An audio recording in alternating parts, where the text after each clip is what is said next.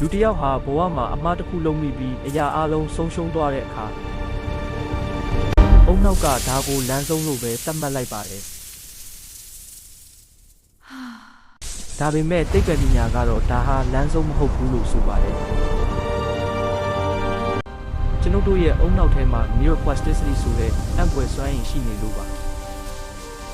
အမားတွေဟာအုံနောက်ကိုအသစ်ပြန်ပြင်ဖို့ပေးတဲ့အချက်ပြမှုတွေပါအာယုံကြောတွေဟာလမ်းကြောင်းအသစ်တွေကိုအမြဲရှာဖွေနေကြပါတယ်ဒါကြောင့်လည်းလူတွေဟာအနှိမ့်ဆုံးခြေတွေကနေပြန်တက်လာနိုင်တာပါဒါဟာစိတ်ကူးယဉ်မှုမဟုတ်ပဲဇီဝကမ္မဖြစ်စဉ်တစ်ခုပါ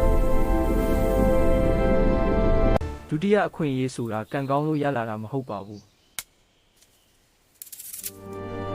ဒါဟာအလေးကျင့်အသစ်တွေကိုဒီဇိုင်းမမတ်လုပ်ယူခြင်းရဲ့ရလဒ်ပါကျွန်ုပ်တို့တစ်ခုခုကိုအကြိမ်ကြိမ်စူးစမ်းတဲ့အခါအုံနောက်ထဲကမိုင်းလင်လို့ခေါ်တဲ့အလွှာလေးတွေကအားကောင်းလာပါတယ်ဒါကအတွေးခေါ်အသစ်တွေကိုပုံမြန်ပို့ခိုင်းပါစေပါတယ်အရင်ကအမှားဟောင်းတွေကိုအုံနောက်ကမေ့ပစ်ဖို့စူးစမ်းလာပါတယ်ဒီဖြစ်စဉ်ကို synaptic pruning လို့ခေါ်ပါတယ်အမိုက်တွေကိုရှင်းထုတ်ပြီးအခွင့်အရေးတစ်တွေအတွက်နေရာဖယ်ပေးတာပါဒါကြောင့်မင်းဘဝမှာဘလောက်ပဲကြာရှုံးခဲ့ပါစေမင်းရဲ့အုံနောက်ကတော့မင်းကိုလက်မလျှော့သေးပါဘူးမလက်ဖြန်ဆိုတာဒုတိယအခွင့်အရေးအတွက်